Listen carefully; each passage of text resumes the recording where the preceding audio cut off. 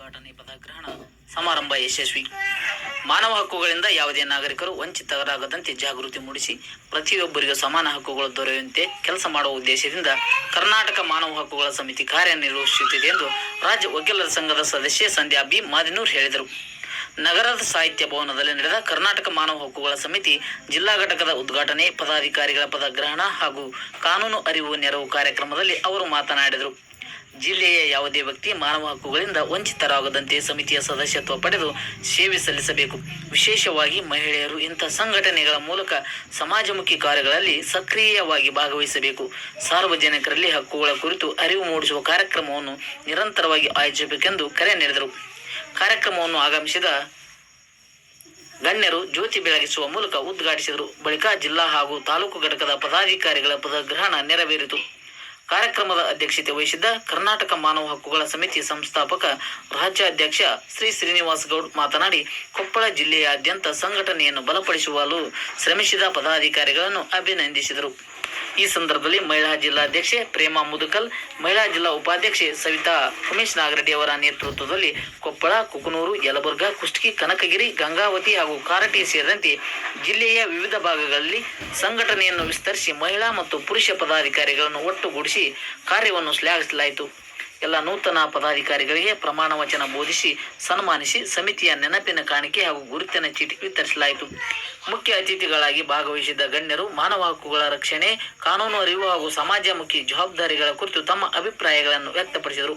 ಕಾರ್ಯಕ್ರಮದಲ್ಲಿ ಕೇಂದ್ರ ರಾಜ್ಯ ಉಪಾಧ್ಯಕ್ಷ ಪ್ರದೀಪ್ ಮಿತ್ತಲ್, ರಾಜ್ಯ ಮೈನಾರಿಟಿ ಸಮಿತಿ ಉಪಾಧ್ಯಕ್ಷ ರಿಜ್ವಾನ್, ರಾಜ್ಯ ಉಪಾಧ್ಯಕ್ಷ ಉತ್ತರ ಸಂತೋಷ್ ಪೂಜಾರಿ, ಜಿಲ್ಲಾ ವಕೀಲರ ಸಂಘದ ಅಧ್ಯಕ್ಷ ಪ್ರಕಾಶ್ ಆನಂದಹಳ್ಳಿ, ಮಾಜಿ ಅಧ್ಯಕ್ಷ ಎ.ವಿ. ಕಣವಿ, ಕಾರ್ಯದರ್ಶಿ ಪ್ರಕಾಶ್ ಹಾದಿಮನಿ, ಕೊಪ್ಪಳ ಜಿಲ್ಲಾ ನಿಯೋಜಿತ ಮಾಧ್ಯಮ ಸಲಹೆಗಾರ ಅಂದಪ್ಪ ರುದ್ರಪ್ಪ ಕೋಳೂರ್, ಜಿಲ್ಲಾ ಪ್ರಧಾನ ಕಾರ್ಯದರ್ಶಿ ವಜೀರ್ ಸಾಬ್ ಎಚ್ ತಾಳ್ಕಲ್, ಜಿಲ್ಲಾ ಉಪಾಧ್ಯಕ್ಷ ಬಸವರಾಜ್ ಯಲಬುರ್ಗಿ, ನಿವೃತ್ತ ಶಿಕ್ಷಕ ಶಿವಪ್ಪ ನೋಟ್ಗಾರ್ ಸೇರಿದಂತೆ ಹಲವರು ಉಪಸ್ಥಿತರಿದ್ದರು.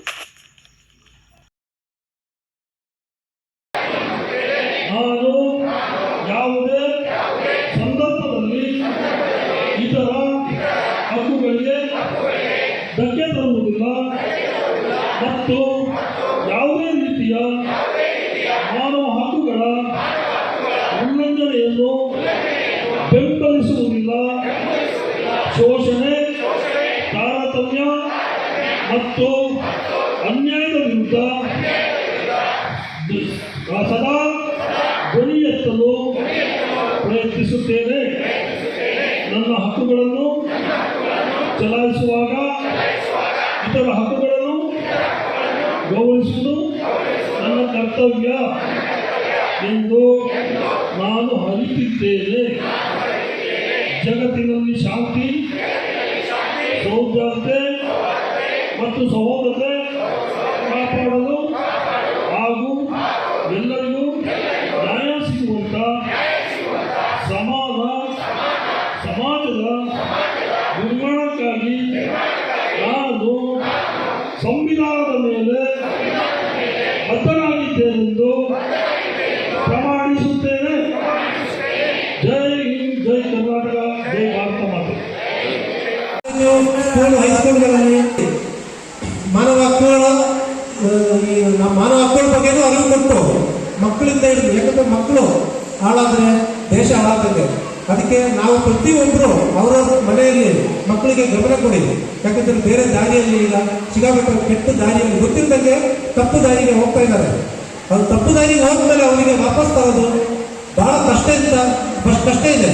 ಅದಕ್ಕೆ ಪ್ರತಿ ಮನೆಯಲ್ಲೂ ತಂದೆ ತಾಯಿಗಳಾಗಲಿ, ತಂದೆ ತಾಯಿ ಆ ಎರಡು ಮಕ್ಕಳು ಹೊಡೆದಿದ್ದಾರೆ, ಹೊಡೆದಾದ್ಮೇಲೆ ಸ್ಟೇಷನ್ಗೆ ಹೋದ್ಮೇಲೆ ಕಂಪ್ಲೇಂಟ್ ತಗೊಂಡು ಕಳ್ಸೋದ್ಬಿಟ್ಟು ಕಥೆ ಹೇಳ್ತಾ ಇದ್ದಾರೆ ಅಲ್ಲಿನ ಅಧಿಕಾರಿ. ನಾನು ಏನೂ ಹೇಳಿಲ್ಲ. ಕರ್ನಾಟಕ ಮಾನವ ಹಕ್ಕುಗಳ ಸಮಿತಿಯ ಸಂಸ್ಥಾಪಕ ಅಧ್ಯಕ್ಷ ಶ್ರೀನಿವಾಸ್ ಗೌಡ ಮಾತಾಡ್ತೀನಪ್ಪ ಅಂದೆ. ಅಷ್ಟೇ ಸಾಹೇಬ್ರ ಏನ್ ಮಾಡಬೇಕು ಅಂತ ಹೇಳಿದ್ರು. ನೀನ್ ಏನೂ ಮಾಡಬೇಡ, ಕೊಟ್ಟ ಕಂಪ್ಲೇಂಟ್ ತಗೊಂಡು FIR ಕಳಿಸುತ್ತೆ. ತಪ್ಪು ಬೆಳಗ್ಗೆ ತೀರ್ಮಾನ ಮಾಡಿ ಕಂಪ್ಲೇಂಟ್ ಕೊಡ್ತೋ. ಇವ್ರು ತಪ್ಪು ಮಾಡಿದ್ರೆ ಅವ್ರ ಮೇಲೆ ಹೋಗೋದು, ಅವ್ರ ಅಪೋಸಿಟ್ ತಪ್ಪು ಮಾಡಿದ್ರೆ ಅವ್ರ ಮೇಲೆ. ಎರಡು ಒಂದೇ ಕುಟುಂಬದವರು, ಒಂದೇ ಊರಿನವರು, ಊರಲ್ಲಿ ಗಲಭೆ ಆಗಬಾರ್ದು. ಇಬ್ಬರ ಮೇಲೆ FIR ಹಾಕಿದ್ದಾರೆ. ಮತ್ತೆ ನನಗೆ ಮಾತಾಡೋದು ರಾಜಿ ಅಂದ್ರೆ ಇವರು ರಾಜಿ ಮಾಡಿ ಕ್ಲೋಸ್ ಮಾಡಿ ಅಂತ ಹೇಳಿದ್ರು. ಯಾಕೆಂದ್ರೆ ಒಂದು ಯಾವುದೇ ಒಂದು ಇಲಾಖೆಯಲ್ಲಿ ಹಣಕ್ಕೆ ನನ್ನ ಆಸೆ ಅವ್ರು ಕೆಲಸ ಮಾಡಿಕೊಡ್ಬೇಕು. ಅವ್ರಿಗೆ ಯಾವ ರೀತಿ ನೋವಾಗ್ತದೆ ನೋಡ್ಕೊಳ್ಬೇಕು ಅನ್ನೋದು ಅವ್ರ ಕರ್ತವ್ಯ. ಬರೀ ರೈತಾಪಿ ಕುಟುಂಬನೇ ಅಂತಲ್ಲ, ನೌಕರ ನೋಡಿದ್ದೀನಿ, ಆ ಮೇಲ್ಪಟ್ಟ ಅಧಿಕಾರಿಗಳು ಆ ಹೆಣ್ಮಕ್ಳ ಮೇಲೆ ದೌರ್ಜನ್ಯ ತೋರಿಸ್ತಾರೆ, ದುರಾಂಕಾರ ತೋರಿಸ್ತಾರೆ. ITBT ಕಂಪನಿಯಲ್ಲಿ ಇದೇ ತರ ನಡೀತಾ ಇದೆ, ಎಲ್ಲ ರಂಗದಲ್ಲೂ ನಡೀತಾ ಇದೆ. ಮನುಷ್ಯರು ಅರ್ಥ ಮಾಡ್ಕೊಳ್ಬೇಕು. ನಾನು ನೋಡಿದ ಮಟ್ಟಿಗೆ 10-15% ಅಷ್ಟೇ ಮುಂದೆ ಇದ್ದಿದ್ದು ಹೆಣ್ಮಕ್ಳು ಅಲ್ಲೇ, ಹಿಂದೆಲ್ಲ ಅಷ್ಟೇ ಇದ್ದಿದ್ದು. ಇವತ್ತು 30 ಬಂದಿದ್ದಾರೆ. ಇನ್ನೇನು ಕ್ರಮೇಣ 50-50 ಆಗೋಯ್ತದೆ. 50-50 ಆಗೋಯ್ತು ಅಂತಂದ್ರೆ ಭೂ ಗರ್ಭನೆ ಹಳ್ಳಾಳ ಚಲೋ ಆಗ್ತದೆ. ಯಾಕೆಂದ್ರೆ ಹೆಣ್ಣು ಮಕ್ಕಳು ಪ್ರೀತಿಸಿ ಬಂದ್ರೆ ಭೂತಾಯಿ ಆಗ್ತಾಳೆ, ಮುನಿಸಿ ಬಂದ್ರೆ ಮಾರಿ ಆಗ್ತಾಳೆ. ಇದನ್ನ ಪ್ರತಿಯೊಬ್ಬರು ಅರ್ಥ ಮಾಡ್ಕೊಳ್ಬೇಕು. ಇವತ್ತು ನನ್ನ ಒಂದು ಏನು ಈ ಕೊಪ್ಪಳ ಜಿಲ್ಲೆಯಲ್ಲಿ ಹಿಂದೆ ಒಂದು 6 ವರ್ಷದ ಹಿಂದೆ ಒಂದು ಬಂದು ಇನ್ಸ್ಪೆಕ್ಷನ್ ಮಾಡಿ ಹೋಗಿದ್ದೆ. ಈ ಅಂಗವಿಕಲರು ಎಲ್ಲ ಸೇರಿ ನನ್ನನ್ನು ಇಲ್ಲಿ ಕರೆಸಿದ್ರು. ಇಲ್ಲಿ DC ಅವರು ಮತ್ತೆ AC ಅವರು ಸರಿಯಾಗಿ ನಮಗೆ ಗೌರವ ಕೊಡ್ತಿಲ್ಲ, ನಮ್ಮ ಅನುದಾನ ಕೊಡ್ತಿಲ್ಲ, ತುಂಬಾ ನೋವು ಕೊಡ್ತಾರೆ, ನಮ್ಮನ್ನು ಆಫೀಸ್ ಒಳಗೆ ಸೇರಿಸಲ್ಲ, ಎಲ್ಲವೂ ಕೂಡ ಹೇಳ್ಕೊಂಡಾಗ ಏಕಾಏಕಿ ಬಂದಿದ್ದೆ, ಎಲ್ಲರ ಜೊತೆ ಮಾತಾಡಿದ್ದೆ, ಅವರು ಪರಿಹಾರ ಕೂಡ ಕೊಟ್ಟಿದ್ದೆ. ಅದಾದ ಮೇಲೆ ಈಗ ನಿಮ್ಮ ಕೊಪ್ಪಳ ಜಿಲ್ಲೆಗೆ ಬಂದಿದ್ವಿ. ಬರ್ಲಿಕ್ಕೆ ಕಾರಣ ಕೊಪ್ಪಳ ಜಿಲ್ಲಾಧ್ಯಕ್ಷರಾದಂಥ ಪ್ರೇಮ ಅವರು ಹಾಗೂ ಇಲ್ಲಿನ ತಾಲೂಕಿನ ಎಲ್ಲ ಸದಸ್ಯರು ಕೂಡ ನನ್ನನ್ನು ಆಹ್ವಾನ ಮಾಡಿ ಕರೆದಿದ್ದೀರಿ. ನಾನು ಚಿರನುಡಿಯಾಗಿರ್ತೀನಿ, ನಿಮ್ಮ ನೋವಿಗೆ ಸ್ಪಂದಿಸ್ತೀನಿ. ಯಾರಿಂದ ನಿಮ್ಮಿಂದ ನೋವಾಗಬಾರ್ದು. ನನ್ನ ಒಂದೇ ಒಂದು ಆಸೆ ಏನಪ್ಪ ಅಂದ್ರೆ, ವಯಸ್ಸಾದಂತ ತಂದೆ ತಾಯಿನ ಎಷ್ಟು ಜೋಪಾನ ಮಾಡ್ತಿರೋ ನೀವು, ಹಾಗೆ ವಯಸ್ಸಾದಂತ ನಿಮ್ಮ ಅತ್ತೆ ಮಾವನ್ನು ಕೂಡ ಅಷ್ಟೇ ಜೋಪಾನ ಮಾಡೋದು ಅಂತ ಎಲ್ಲ ಹೆಣ್ಮಕ್ಳಲ್ಲಿ ಕೇಳ್ಕೊಂತಿದ್ದಾರೆ.